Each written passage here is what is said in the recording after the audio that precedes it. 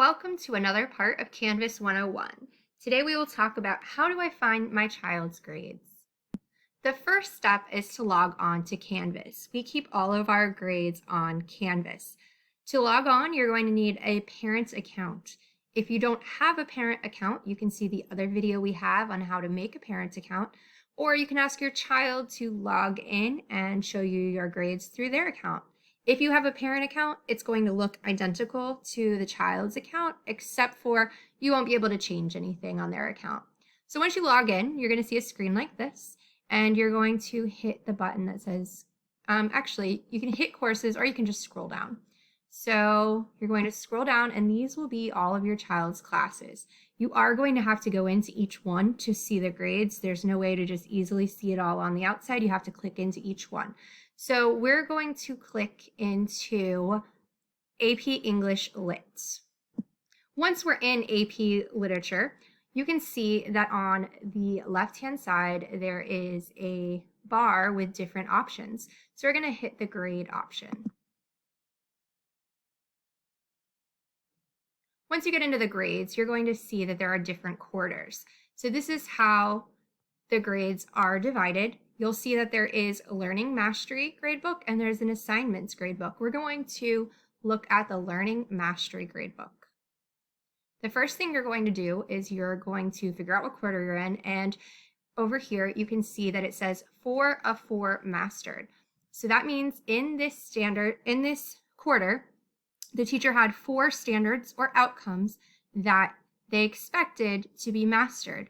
And this student did that. They mastered all 4 with a proficient.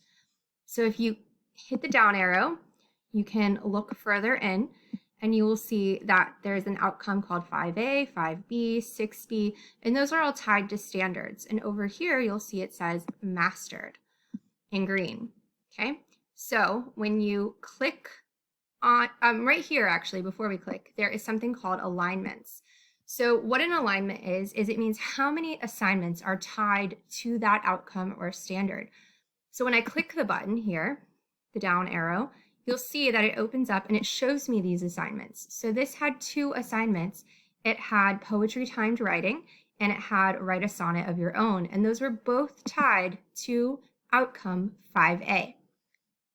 So the child had 2 opportunities to show their teacher that they were proficient. So this child got an above proficient on this one and a proficient on this one. Now, what is their grade? Is their grade above proficient? Is it proficient? Or is it an average? Well, in standards-based grading, it's going to be the top score. And the reason for this is because we want kids to be able to practice and get better without having to worry about the failure. Practicing will eventually make it so you're proficient, but if you're expected to be perfect on the first time, and then we take an average, that's really not fair to getting to the point of proficiency or mastery. So now I've gone into another gradebook and I've gone into assignments. And you can see here that this just shows every assignment that has been given in this class. There's the Learning Mastery, which will divide it up just like the last one, and it shows how many were mastered. But over here in assignments, this is going to show you some different things. The first thing I want you to look at is the word formative here and the word summative here.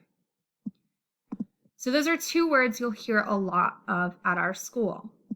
The word formative means that work that we're using as practice on our way to get to that final piece. It's how we learn the skill. Remember how I said that it's okay to not be perfect the first time? That's because we're doing formatives along the way. We are practicing and practicing to get to proficiency. It's the homework, it's the quizzes, it's the little things along the way that help us to get to the test or the project to show that we're proficient. Sometimes this isn't taken so seriously, and it should be taken very seriously because without practice, it's really hard to get proficient. The other word you heard was summative. So summative is the work that is submitted as the final piece to show proficiency. So this is usually a test, a presentation, a project, and it is to show that I've really mastered that standard or outcome. And sometimes I may not have mastered that and I may not have a proficient, but oftentimes if I've done the formatives along the way, my teacher will give me an opportunity to reassess. Maybe I'm not quite too proficient yet, but if I've shown that I've done what I needed to do for formatives, a lot of the teachers have different ways of reassessing the summative. So now really quickly back to this screen, I just wanted to show you that this is a summative. And if I click right here on this clipboard, it will drop down and it will show me the rubric for that class. And it will show me that for L1, I got a proficient, L2 and above proficient, L3 and L4 nearing proficient. So all 4 of those outcomes or standards were assessed on the Unit 1 assessment, because oftentimes a test or a project or whatnot will assess you in more than one standard or outcome. Great, so my kid is proficient in L1. What does that mean? Well, if I click on it, it tells me that L1 is the evaluate limits from tables. So this is a calculus class, so that is what L1 means, and this child was proficient in that.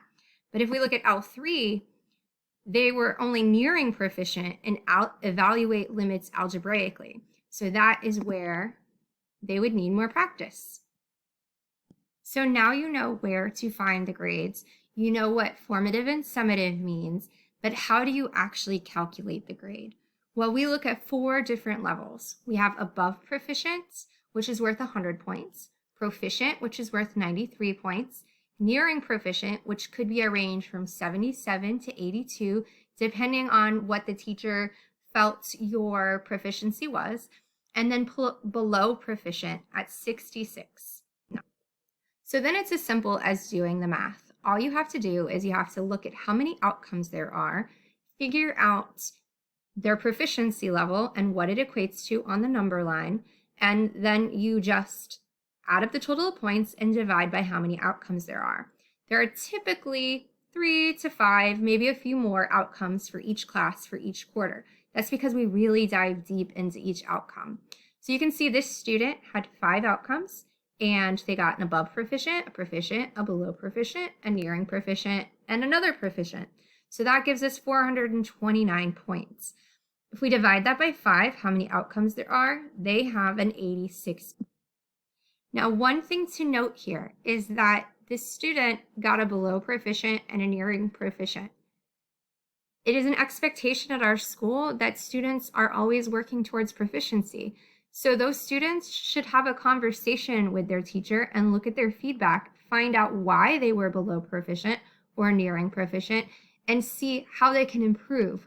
What do they need to do in order to get better for the next time they have that outcome and are able to show that they've mastered it? Is there a way they can reassess? What are the steps to do that? All of those things are options in many of our classrooms, but students need to look at their feedback and they need to understand that they have to keep working on those formatives in order to get better. And then the next time they're able to show proficiency, they'll be fine. So that is how you get your grade in Canvas.